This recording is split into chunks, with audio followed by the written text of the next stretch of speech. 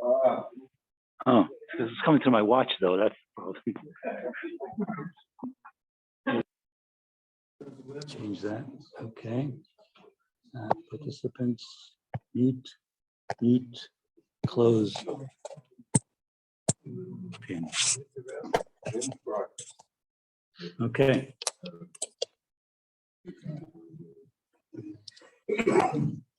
One of the basic philosophic issues that exist with the Sipur of Yetzias Mitzrayim is why were the Egyptians punished? Avraham Avinu has a vision. And in the vision, he's told, Kigeri Yevzaracha Beretz Olahem. Avodum V'inu Osam Arba Meo Shona V'acherechein Yetzu V'chush Godel. So the Rebbeinu Shalom said it had to happen. Foretold. Anything that's foretold has to happen. So Mitzrayim did nothing more than fulfill the will of God, so to speak. It's a very difficult philosophic problem. We find in the Novi, Yeshayahu, so he says, Nebuchadnezzar shevet api. Nebuchadnezzar is my whip. The Jewish people have to be punished, so Nebuchadnezzar is going to do it. And we find that Nebuchadnezzar had 4 generations of royalty.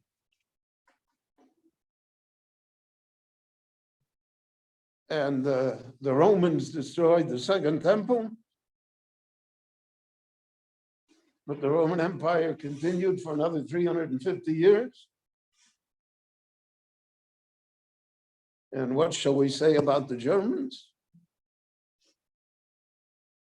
They're in better shape now than they were 100 years ago. So they're just doing the will of God. And we don't understand the will of God. So this raises a problem. And this problem is raised both by the Rambam and the Ramban. And it's also raised by Rabbi Yosef Halbo in the Sefer Yikori. It's really something that should concern any thinking, sophisticated member of Beit Knesset Anasi, of which there are many.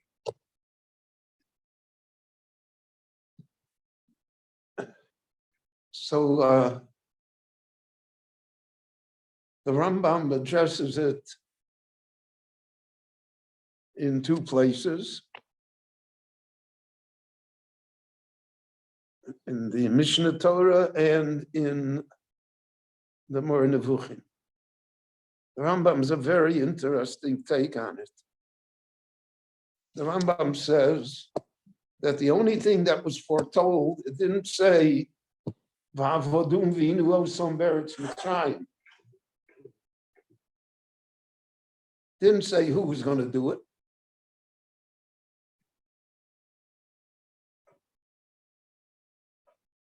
It's a little like being an actuary, right? That the actuarial tables can tell you in advance how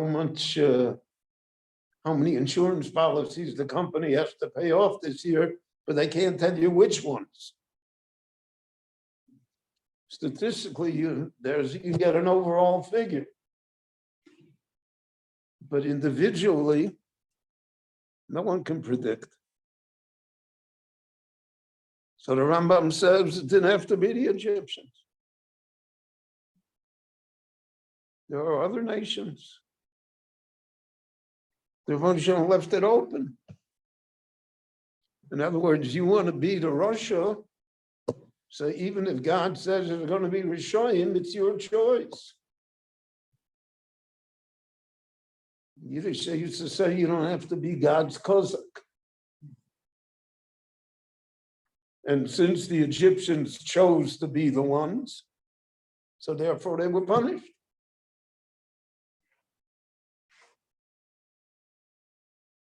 But that the decree of Vavodim V'inu Osam is not specific to any nations.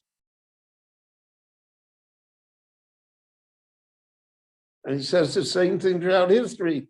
He said that's why the Roman Empire eventually fell. They didn't have to destroy the Beis Hamikdash.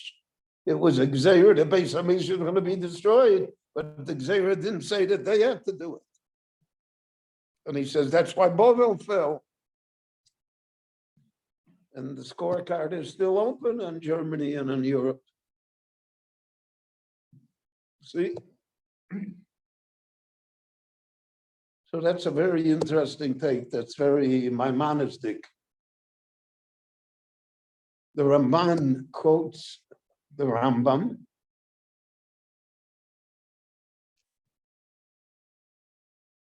But the Ramban takes a different take completely. The Ramban says the Egyptians were not punished for enslaving the Jewish people. They were punished for the method by which they enslaved them, for their cruelty and sadism. Not part of the Gzeira that you have to throw children into the crocodile-infested Nile. It's not part of the Gzeira that if you're missing bricks, then they'll take your child and put him in the wall. That was never included in the Gzeira. And that was, so to speak, up to them. And if it was up to them, so that's what they're punished for. They're punished for their cruelty.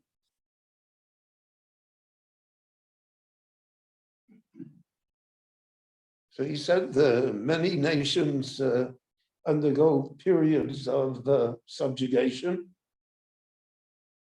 but it depends how it's done.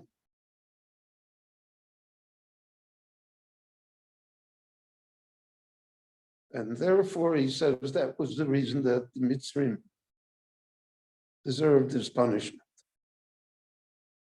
Yosef Halbo says the third thing.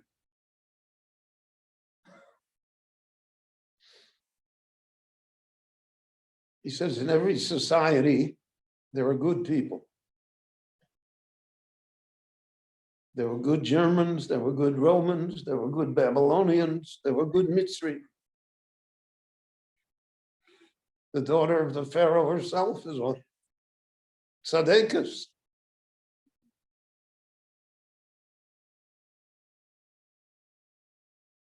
But he says when the good people don't ever speak up, when they succumb and agree with the evil people, for whatever reasons, and they always have reasons, so then the Gzeira is on the entire nation. So he says, for instance, Avraham Avinu taught us that. Avraham Avinu said, "Hashofet kol haaretz lo ya'aseh mishpat." Can it be that you're not? Maybe there's 50 good people. So the Lord told him, yeah, if there's 50 good people, it's okay. We'll spare his dome. So he says, what does it mean, 50 good people? There would be 50 people that would speak up in Sdom. That would say what we're doing is wrong. Nobody spoke up. So he said a person is often punished not for sins of commission, but for sins of omission as well.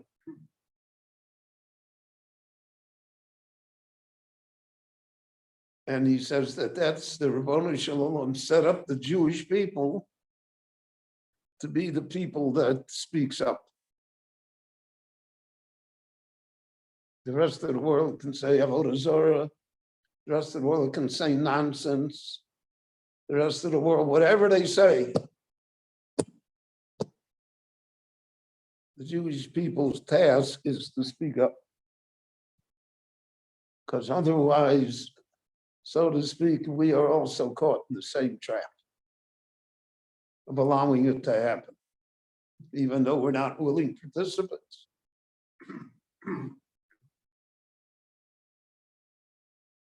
And therefore, he says this is the concept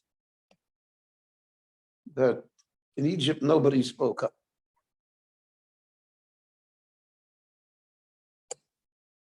No one said it was wrong. And because of that, therefore, even so to speak, the good people are included in the Gzeira that destroyed the bad people. There's a fourth, there are many, many approaches to this because it's a fundamental issue of how we look at the world. We look at the world as being lawless and at random. That's heretical to say.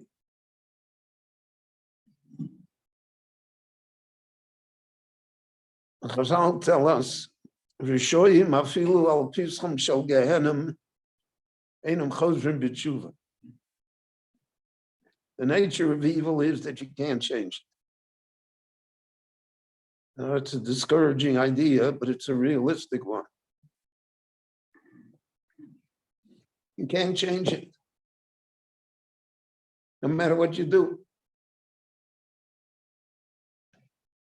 If the Egyptians chose to be Rishoyim, then the gates of Tshuva are closed to them.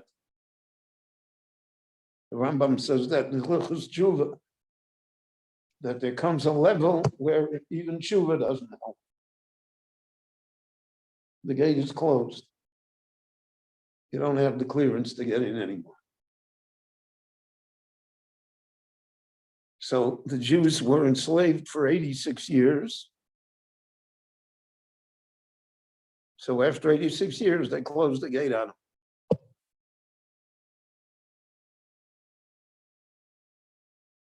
And that's what they were punished for. So we have here these approaches to this philosophic issue. It's interesting that I remember that when I went to the yeshiva, no one ever raised this philosophic issue with us. And we didn't raise it with the Rabbeim either. I look back at it and I wondered why, and I think that it was too close to the Holocaust to talk about it. Because you need a long-term perspective. But the Torah itself is ambivalent about it. The Torah says, Lo Sasai of Mitzri, don't despise the Egyptians. Gigera Yisem Ba'artzom. You live there. What are you talking about?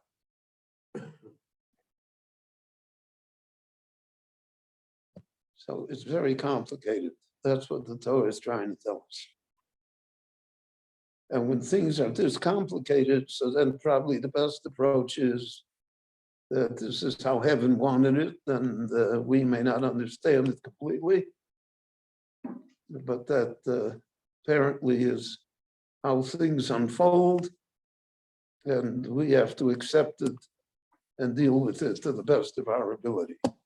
Chananya ben Akash over what's HaKadosh Baruch Hu l'zakot Yisrael. V'yu chachiv alahem Torah mitzvot shenemar. V'yu chachiv alahem Torah mitzvot shenemar.